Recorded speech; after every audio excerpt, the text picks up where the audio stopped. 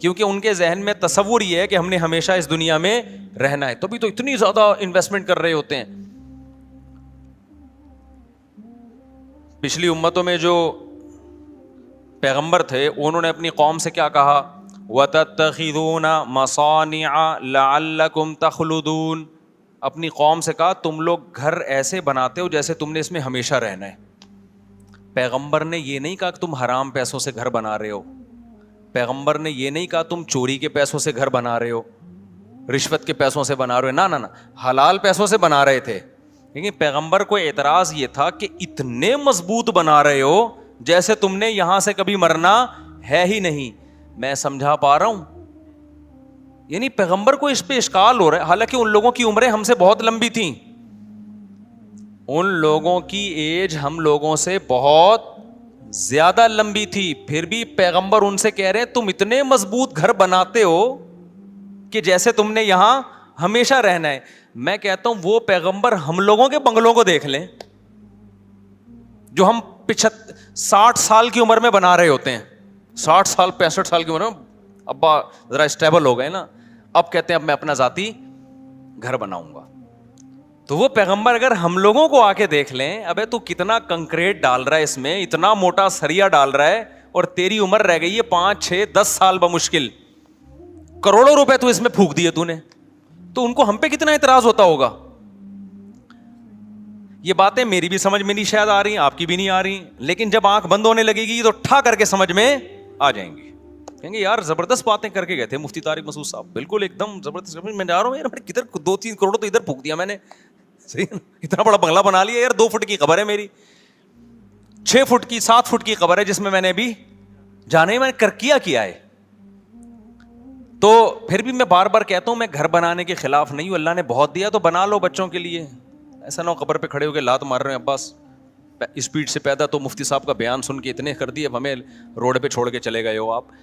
لیکن کوئی تو حد ہونی چاہیے نا، کہیں تو بریک لگے.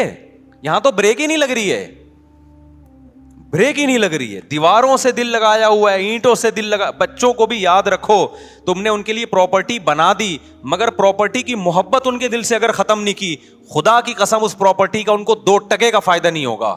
کیونکہ جتنی پراپرٹی ان کو ملے گی ان کو یہ محسوس ہوگا ہماری ضرورت اس سے 10 گنا زیادہ ہے. ابا صرف 10 کروڑ روپے چھوڑ کر گئے، حالانکہ ضرورت تو ہمیں 1 ارب روپے کی ہے. کم چھوڑ کر وہ ٹینشن میں ہی رہیں گے ساری زندگی. دیکھو میرے ابا میرے لیے پراپرٹی چھوڑ کر گئے تھے، خدا کی قسم ہمیں یہ احساس ہو رہا تھا ہمیں ضرورت تو 5 روپے کی بھی نہیں ہے، ابا پتہ نہیں کیوں اتنے چھوڑ کے چلے گئے ہمارے لیے.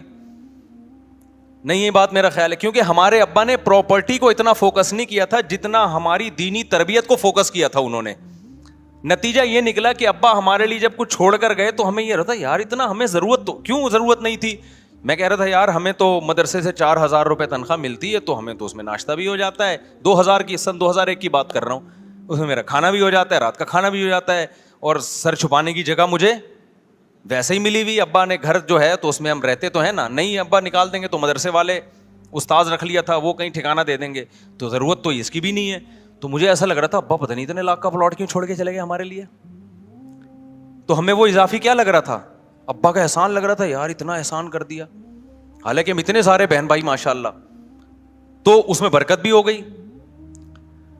لیکن اگر آپ نے آج ماں باپ فوکس کر رہے ہیں پیسے کو کہ بچے کو کماؤ پوت بناؤ، پیسہ نوٹ چھاپے، اس کو بار بار پیسوں کی ویلیو اس کے دل میں، اور خود بھی اپنے عمل سے یہ ثابت کرتے ہیں کہ بیٹا سب کچھ پیسہ ہی ہوتا ہے. نتیجہ یہ نکلتا ہے کہ آپ 1 کروڑ 10 کروڑ بھی چھوڑ کے جاؤ گے نا، بچہ ناشکرا ہوگا کہ میرے باپ نے میرے لیے کچھ بھی نہیں کیا. کیونکہ نبی صلی اللہ علیہ وسلم نے فرمایا کہ لو کان لابن آدم وادیا من ذهب احب ان يكون له وادیان ولن يملأ فاه الا التراب. متفق علیہ، حدیث ہے بخاری مسلم کی.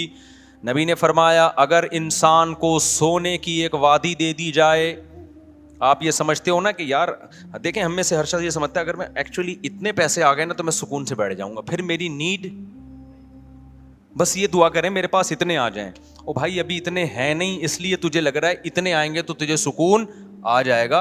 اتنے میں تھوڑے دن کے لیے آئے گا، اس کے بعد تو کہے گا کہ کاش یہ تو بہت تھوڑے ہیں یار، اس مہنگائی کے دور میں 25 30 کروڑ میں کہاں گزارا ہوتا ہے. خود سوچو یار, یہ میں سنتا ہوں لوگوں کی باتیں نا, یہ لوگ میرے ساتھ, صاحب اس مہنگائی کے دور میں 30 کروڑ میں کہاں